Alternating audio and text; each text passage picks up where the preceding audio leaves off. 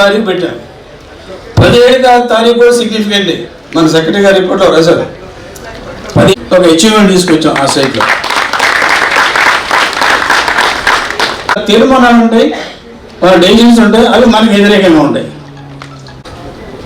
ఇక్కడ విషయం ఏంటంటే ఫార్మింగ్ స్ట్రైక్ జరుగుతుంటే ప్రైమ్ మినిస్టర్ సైన్ చేశారు. అందులో కొంచెం ఇబ్బంది ఏర్పడింది. ఒక రోజు 2 రోజులు మొత్తం క్లియర్ అయిపోతుంది, నార్మల్ అయిపోతుంది, డిక్లేర్ చేసి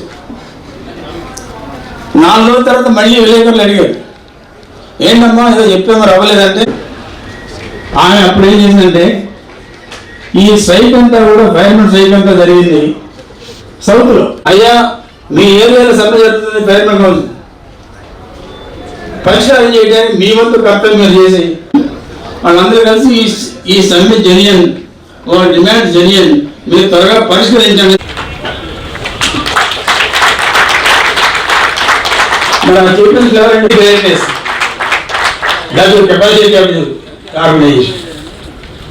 అప్పుడు ఆయన పర్మనెంట్ చీఫ్ మినిస్టర్ రైల్వే ఉంటే ఆయన ఆ తర్వాత 1960 జనరల్ స్ట్రైక్ వచ్చింది రైల్వేస్. మొత్తం లాభపడే ఉంటారు.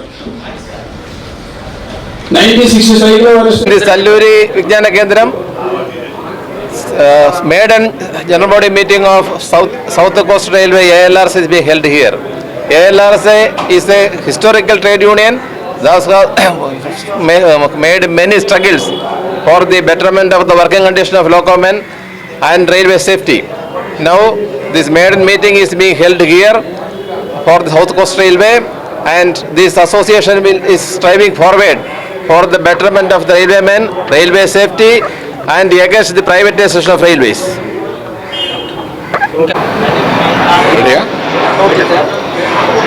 సౌత్ కోస్ట్ రైల్వే జోన్ ఏర్పడిన తర్వాత సౌత్ కోస్ట్ ఎల్ఆర్ఎస్ఏ జోన్ కాన్ఫరెన్స్ విశాఖపట్నంలో జరుగుతూ ఉంది. ఇది ఎంతో సంతోషకరం. ఎల్ఆర్ఎస్ఏకి చాలా గొప్ప చరిత్ర అనేది ఉంది.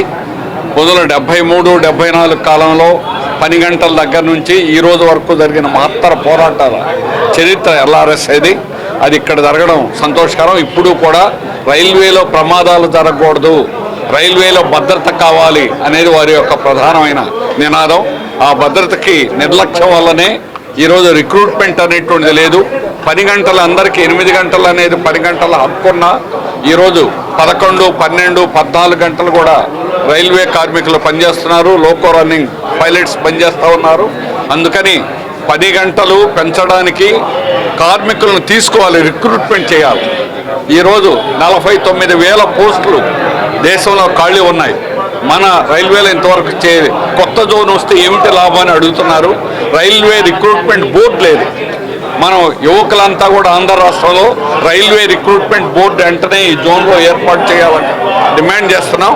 దానికోసం ఆలస్యం చేస్తే దానికోసం పోట్లాడతాం. రైల్వే జోన్ అనేటువంటిది ఇక్కడ ఫుల్ ఫ్లెడ్జెడ్గా పూర్తి సామర్థ్యంతో ఏర్పడాలని కోరుతున్నాం. ఈరోజు ఈ రిసెప్షన్ కమిటీ కన్వీనర్ ముఖ్యంగా ఈ మహాసభ ద్వారా మేము ఏం చెప్పాలనుకుంటున్నామంటే, ఈ క్రూతోని ఈ రోజుకి కూడా మాకు 12 గంటలు, 13 గంటలు, 14 గంటలు, 16 గంటలు కూడా పనిచేయించే పరిస్థితులు అయితే ఉన్నాయి. ముఖ్యంగా విశాఖపట్నం డివిజన్లో 40% క్యాడర్తో పనిచేస్తున్నారు. 10 మంది ఉండాల్సిన ప్లేస్లో 4 లోకో పైలట్లతోనే పనిచేస్తున్నాం. దాని మూలంగా మాకేంటంటే 20 గంటలు కూడా పనిచేయాల్సి వస్తుంది. ఎన్నో సేఫ్టీ కమిటీస్ 8 అవర్స్ కన్నా వీళ్ళతో ఎక్కువ పని తీసుకోకూడదని చెప్పినప్పటికీ కూడా మాతోనేమో ఇన్ని లాంగ్ అవర్స్ చేయించడం వల్ల మేము ఏంటంటే 8 అవర్స్ కన్నా ఎక్కువ మాతో పని తీసుకోకూడదని మేము డిమాండ్ చేస్తున్నాం. అలాగే ఎన్నో సేఫ్టీ కమిటీస్ 2 నైట్స్ కన్నా కంటిన్యూస్గా వీళ్ళతో ఎక్కువ డ్యూటీ తీసుకోకూడదు, 2 నైట్స్ తర్వాత ఒక నైట్ రెస్ట్ ఇవ్వాలి అన్నప్పటికీ కూడా మాతో 4 రాత్రులు కూడా పని తీసుకునే రోజులు అయితే చాలా ఉన్నాయి. అలాగే క్రూ ఎవరైతే అవుట్ స్టేషన్కి వెళ్తారో వాళ్ళు విత్ ఇన్ ది 36 అవర్స్లో వెళ్ళి హెడ్ క్వార్టర్కి వచ్చేయాలి. సో దట్ వాళ్ళు ఏంటంటే సేఫ్ వర్కింగ్ చేయగలుగుతారు, ఫ్యామిలీతో వాళ్ళు ఉండగలుగుతారు అని ఎన్నో సేఫ్టీ కమిటీ సిఫారసు ఇచ్చినప్పటికీ కూడా 72 అవర్స్ దానికన్నా ఎక్కువ కూడా ఈజోరే మేము అవుట్ స్టేషన్లో ఉండాల్సి వస్తుంది ఒకసారి ఇంటి నుంచి బయటికి వెళ్ళిన తర్వాత. వారాంతపు సెలవు చాలా మందికి 60 గంటలు గట్రా ఉంటుంది. మాకేంటంటే ట్రిప్ రెస్ట్ తర్వాత 16 అవర్స్ ఇస్తారు. 16 అవర్స్ తర్వాత ఒక 14 గంటలు ఇచ్చేసి మీకు వారాంతపు సెలవు ఇచ్చేసామంటున్నారు. కాబట్టి మేము మా ట్రిప్ రెస్ట్తో పాటు 30 అవర్స్ పీరియాడికల్ రెస్ట్ మాకు ఇవ్వాలని మేము కోరుకుంటున్నాం. ఈ రోజు ఏంటంటే క్రూ మీద ఎన్నో సేఫ్టీ కమిటీస్ సిఫారసు చేసాయి. ట్రైన్ తలక లెంత్, దాని తలక లోడ్ గట్రా ఎలాగొస్తుందో దానికి సీసీ కెమెరాలు పెట్టమంటే మా క్రూ మీద మానిటరింగ్ చేయడానికి CVVRS అని పెట్టేసి మమ్మల్ని నిఘా చేస్తూ ప్రతి అయిన దానికి కాని దానికి మా మీద ఏంటంటే పనిష్మెంట్లు ఇవ్వడం జరుగుతుంది.